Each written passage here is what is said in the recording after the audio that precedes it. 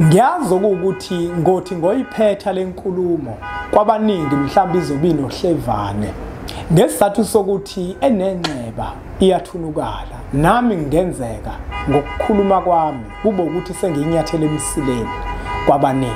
Asisakwazi ukukhuluma nogogo, khuluma kokuthethene izinto, amafasha abahlosile bathi usokhuluza ukhokho bewe. Sakhuleka kunina abakhulu, hayi khona abogogo nomkhulu. Igama umfoka mbanje ithisa simbiza ngonduna kanjaba. Hayi khona yasuke yahlala, impungu sihlebulela ulwazi. Izinto zaqala zakhanya nenkinga zaphela emphela njaba. Isisa kithi siyakhala, sekukhona nenyanga zamanga. Izinto sakithi siyahamba engathi sekukhona abafundisi bamanga. Impungu ngayishukela phansi. Ngiyakhuleka umhlaba wonke nasendaweni zonke la kuhamba kufinyele khona lo mfanekiso oqoshiwe. Uma ukuthi umusha kule channel ibizo lami ngumlekeleli umfoka mbanjwa ukhathini umagutshwa. Ngumshana wakwaNcobo ofuze fulele omashiya amahlangatha azoshumayela. Ngumzukulu kaMdumo, umdumo kaThumbula Tshatatsha, uTshatatsha kaPheshe. Upheshe kaMaguyane, uMaguyane kaVaphi, uVaphi kaNokhonje. Mina ke insizwa zingibiza ngonduna kaNdaba untombizi yamncumela insizwa ziyamkhomba isinani esincane saphuma ehlathini ekuseni ngovive savuthulwa ngoba sigcwele amabethe. Ngikhole likholwa ngenhliziyo engalibhana kancane esontweni ugxamgxama umsathe enkakane lakha lathi ngihamba litheselo sithe lathi ngahamba. Ngumjabulelo kumamatheka komngakhe ngoba njalo memamatheka ukuthi faca. Angime la. Ngingandi kakhulu. Isipesheni sethu sencwadi bafethe besenzile abantu babe nokukhala kakhulu ukuthi amakhombo abemancane kakhulu. Ngabe sengiwa-eda abamahlanu ngaphezulu. Iwona akasele lawa amahlanu ngaphezulu. Uma kuukuthi ubungakayitholi ikhombo yethu ngalesipesheni ngalamanani aphansi. Akhona ke lawa amahlanu nalabo abazikhalele ngikwazile ukuthi ngibazwele. Kodwa makuphela wona abafowethu zibuyela kwentengo yazo uzokhumbula ukuthi indlela yesintu u700 kuhlanganise nokuyithumela. Sithini isintu 450, amavahla abahlosile 450, uyokhuluza ukhokho be450. Kodwa le khombo yethu mawufika emphelandaba inkulungwane 1000 rand. Uma sokuthumelela 1100 kuhlanganise nendleko zokuthumela. Nembiza yethu bafowethu iyogathi amadoda ikhona emphelandaba ivuselela imizwa uyiphuza mawe enkonzweni kuphela i200 rand mawufika emphelandaba 300 rand masokuthumelela noma ngabe kuphi sike sikuthumelele ngaphandle kwaphesheya kwezilwandle kodwa incwadi siyakwazi ukuthi sikuthumelele mawuphesheya kwezilwandle. Namuhla ke bafowethu nodadewethu ngifuna ukuzokhuluma into ebalekile kakhulu ngoba iningi labantu aliziqondi izinto hayi ngoba lingazi lutho kodwa ukulahlekelwa ulwazi. Namuhla ngifuna ukuzokhuluma ngokuziphatha komuntu onabantu abadala, ngokuziphatha komuntu onesiphiwo sabantu abadala. Ukuthi uma uwumuntu unesiphiwo sabantu abadala kulindeleke ukuthi uziphathe kanjani, kulindeleke ukuthi uhambe kanjani. Ngiyazi ukuthi ngothi ngoyiphetha lenkulumo kwabaningi mhlawumbe izobe inohlevane ngesizathu sokuthi enenxeba iyathunukala nami ngenzeka ngokukhuluma kwami kube ukuthi sengiyinyathele emsileni kwabaningi. Inhloso ke bafowethu nodadewethu akukona ukuthi ngiyinyathele emsileni kodwa inhloso enkulu ukwakha nokukhumbuzisana ukuthi njengoba sembethwa abantu abadala yini abayilindele kuthina. Awukwazi ukuthi ungathi umuntu onesiphiwo sabantu abadala wembethwa abantu abadala uma uyinsizwa bese uthi uzodla esincane isikhindi lesi. Akukwazi ukwenzeka lokho. Uma unabantu abadala uphenduka ube mdala nangokomqondo, uyakhula. Awubukeki njengengane omdala, uyalihlonipha, uyahlonipheka. Kanjalo noma umuntu wesifazane awugqokisi kwengane, awugqokisi nje kwentombazanyana.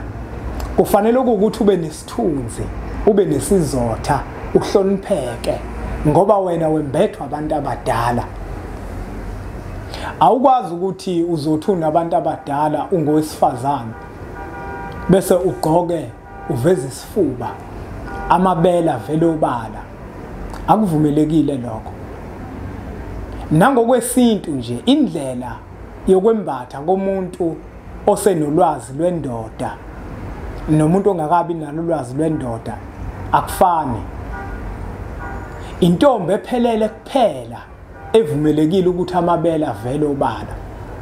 Kodwa uma kuzokwenziwa umuntu ongaseyona intombi, umuntu oseganile nomuntu osenengane, lokho kubufebe. Angichaze kumehluko phakathi kwesifebe nobufebe. Isifebe umuntu olala namadoda amabili kuya phezulu. Ulala namadoda amabili kuya phezulu. Kodwa ubufebe ukuba nezimpawu zalo muntu lo oyenga amadoda. Ngenkathi umuntu emile esitaladini eveza amabele obala namadolo obala eyenga amadoda ngenhloso yokulala nawo, lo muntu kuthiwa isifebe. Kodwa uma wesifazane ezoba nempawu zalo muntu oyenga amadoda alale nawo amadoda ayishumi, yena engembathi nawo amadoda, akushiwo kuyena ukuthi uyisifebe, kodwa lento asuke yenza kuthiwa ubufebe. Kunabantu abaningi igama labo abalinyathela ngenyawo. Uthola ukuthi umuntu uzoveza amabele obala, aveza amadolo obala, uthatha impawu zesifebe uzozifaka kuyena. Ayifunakali ke leyo nto. Uma umuntu usebenza abantu wesifazane, akufanele ukuthi ugcine manje usubukeka njenganeyengandoda, ungelona wena iyengandoda. Ugqoka ngokudhlonipha. Awukwazi futhi ukuthi uma unabantu abadala uthi wena uzofaka inzipho, upende inzipho. Ithonga alikufuni lokho. Alikufuni lokho ukuthi izinto eziningi abantu abaningi bayazithethelela mabezenza. Ngesizathu sokuthi iqinisa balithandi. Akekho umuntu onabantu abadala oxhuma inzipho zibe zinde, azipende inzipho zibe bufu. Wembethwa ogogo, ogogo abayifuni yonke leyo nto. Akekho umuntu onabantu abadala ovumelekile ukuthi axhuma amashobe ekhanda, inwele lezi zokufakelwa. Abantu abadala bayifuni yonke leyo nto. Kodwa ngesizathu sokuthi abantu banenkani futhi bayithola intethelelo yokuzithethelela kwabakwenzayo, bakhona bathi elami ithongo alinankinga naloko. Hayi ngoba lingenankinga, ingoba wena uqinisa ikhanda, izinto zenza ngenkani, awulawuleki. Abantu abadala bayifuni leyo nto ngoba into ephambene. Awukwazi ukuthi uzoxhuma inwele amashobe ekhanda, inwele zokufakelwa. Kodwa unabantu abadala, wembethwa abantu abadala, kufanele usitshele ukuthi laba bembethe wena abanjani. Laba bahambisana nenwele, abahambisana nenzipho ezinde, abahambisana nokuthi udwebe umzimba, abahambisana nokuthi ufaka amazinya amagolide namasiliva. Akuhambi kanjani. Abantu abadala bayifuni yonke leyo nto. Uma kuwukuthi sewakwenza wawudweba umzimba, kunohlelo kufanele ukuthi ulenze, ucela intethelelo ukubona abantu abadala, ngoba vele usuke ungeke usayicisha ngoba omunye umuntu kuyenzeka abantu abadala baqubuke phezulu kwakhe esenze yonke lemikhuba yasezweni, wawudweba umzimba. Kodwa kubalekile ukuthi uyicele intethelelo. Uma kuwukuthi ufaka igolide, kubalekile ukuthi ulikhiphe ngoba abantu abadala bazwani naleyo nto. Awukwazi ukwenza yonke lento eyenziwa abantu. Uma unabantu abadala uyehluka kulabo bantu. Kunezinto wena ezingakufanele, kunezinto wena ezikufanele. Ukuxhuma inwele ekhanda uma umuntu wesifazane usebenza abantu wembethe abantu abadala akukufanele wena. Ukufaka inzipho akukufanele wena. Ukugqebheza akukufanele wena. Ukuveza amabele obala akukufanele wena. Kodwa wena ufanele ukuthi wena ube nesithunzi ngoba wembethwa abantu abadala. Noma uhamba kubonakala ukuthi lo muntu wembethwe, kubonakala indlela ozihlonipha ngayo nendlela ohlonipha ngayo. Uma unabantu abadala umhlaba uyawuhlonipha, awenzisi kwamayengandoda. Uma unabantu abadala kuyakuphoqa uma uwesilisa ukuthi uganwe. Uma nje unabantu abadala unesiphiwo sabantu abadala kuyakuphoqa ukuthi uganwe. Ngenkathi abantu abadala bekuphi imali yomsebenzi wakho, ngenkathi usiza abantu kuyakuphoqa ukuthi uganwa. Isigaba sokuqala kuwena kufanele ukuthi usenze ukuze umsebenzi wakho ukwazi ukuthi uphelele kuwona, ungabi usikhotheni ekuzothi makufika abantu esigodlweni sakho uzobasebenza abantu besifazane bese ubona intombi ngesizathu sokuthi awuganiwe. Kubalekile ukuthi uganwe uma uyinsizwa usebenza abantu ukuze ungeke uzube nobukhotheni. Makufika umuntu wesifazane uyamthatha wena uyahamba uyomgeza akhumula benqunu umuntu wesifazane phambi kwakho. Ilento yokuthi awuganiwe, awunayo umfazi, ufuna ukuzogila imkhuba. Ubanqunu kanjani umuntu wesifazane phambi kwakho uyindoda uwembethwa amakhehla? Ubanqunu kanjani? Indaba ungabi nalo uhlelo lokuthi kube khona umuntu ozokwazi ukuthi akugezele bona makuphoqa ukuthi bakhumule. Makufanele umuntu wesifazane umgcabe uyamkhumula nje umgcabe noma ngabe kuphi. Ufinyelela kanjani ngenhla kwenkaba yomuntu wesifazane? Yizona zonke izinto lezi kubalekile abantu ukuthi bazazi ukuthi makuthiwa wembethwa abantu abadala kunezinto ongazenzi, kunezinto wena ongafinyeleli kuzona. Awukwazi ukuthi wena uzovele wenze noma kanjani wenzise kwabantu abanezilwane zabo. Wena uthi unabantu abadala. Umuntu onabantu abadala uyahlonipheka, uyahlonipha, uyabahlonipha nabanye abantu. Hayi ukuthi wena uzovele wenze nje noma kanjani. Uma umuntu wesifazane ugqoke ezincane izinto lezi, ubukeke njenganomuntu oyengamadoda, wena ungelona ingandoda. Akufaneleke ube nezimpawu zamayengandoda uma umuntu wesifazane. Amabele nje ahamba obala, ayifuneki leyo nto leyo. Uma umuntu onabantu abadala uyahlonipha, uyahlonipha. Zonke lezi zinto lezi zasathana zifuneki ukuxhuma inzipho nokupenda inzipho. Unabantu abadala upenda inzipho, ufaka inzipho zokufakelwa nenwele zokufakelwa namazinyo. Ayifuneki yonke leyo nto. Kodwa ke ngoba abantu iqinisa balifuni, bayakwazi ukuyithola into ethelele ukuzithathelela ukuthi hayi mina lami ithonga linankinga nenzipho. Hayi ngoba lingenankinga, ingoba uqinisa ikhanda. Noma uyinsizwa futhi awukwazi ukuthi uzothi wena unabantu abadala kodwa ubhizi uphansi phezulu namantombazana. Into efunakalayo ukuganwa, noma ungaganwa baze babu 7 akunankinga lokho ethongweni, ngoba konke lokho suku kwenza kuhlambulukile. Uma uyinsizwa unabantu abadala, unesiphiwo sabantu abadala, uyinyanga, akufanele inyanga ingaganwa. Inyanga kuyaphoqa ukuthi iganwe. Umuntu nje osebenza abantu kuyaphoqa ukuthi aganwe.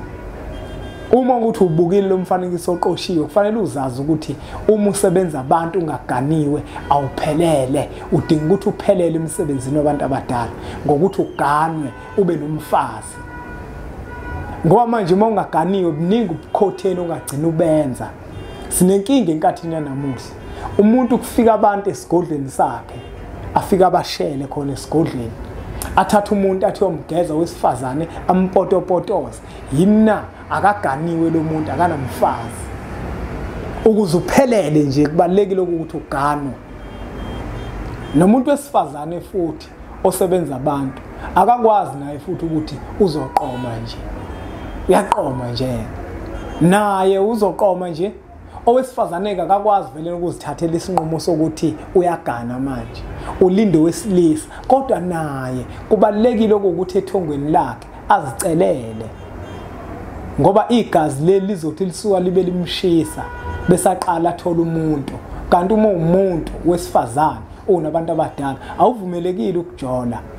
Awuvumelekile ukuthi kuzoba khona indoda nje kuthiwa indoda yakho ngaphandle kwendoda oyiganile. Kodwa ngoba izinto niyazenza ngendlela zenu, ningakwenza lokho kodwa kuphambene. Kufanele nilazi into yoqinisa ukuthi kuphambene lokho enisuke nikwenza. Nensizwa futhi ngokunjalo akubalekile ukuthi insizwa nje iganwe, hayi ukuthi insizwa igcine ngokulobola. Ukulobola akusho ukuthi uganiwe. Mawusalobolile nje awunayo umfazi, unengoduso. ilobolo alimganiso wesifazane. Nawe wesifazane ukuthi usulotsholwe akusho ukuthi usuganile. Ilobolo nje lifana nento engelutho ngoba alimganisi umuntu wesifazane. Into eganisa umuntu wesifazane imbuzi yophaphe ehlatshwa lapha kubi imcishe emsamo wakubo ayongeniswa ngembuzi kube khona inkomo yokumqholisa abe umfazi ophelele phakathi kweceke. Angawageqa amagulu. Uma kuukuthi ngiyinyathele emsileni inhloso bengeyona leyo, inhloso ukukukhumbuzisana. Isiminyaka vele sadalwa sasodwa kwabo. Baningi abalazi iqiniso kodwa bayihluleka ukulizama. Banibalekele benze konke okuphambene bakupende kube mabalabala. Hayi la sikhona bafowethu sike Mphelandaba kwaZulu Natal silapha ku West Street eWest Walk e4th floor office number 420. Incwadi zethu ngikhona la zitholakala khona. Uma kuukuthi ukude nale ndawo siyakwazi ukuthi sikuthumelele zona. Ngiyacela ke bafowethu ukuthi siqhubeke njalo subscribe ku channel yethu enkulu Impunga yeSintu TV. Siyithathe imfanelo eqoshiwe sidlulisele kwabanye abantu ngoba nakubona izoba usizo olukhulu. Bese sithi nje impunga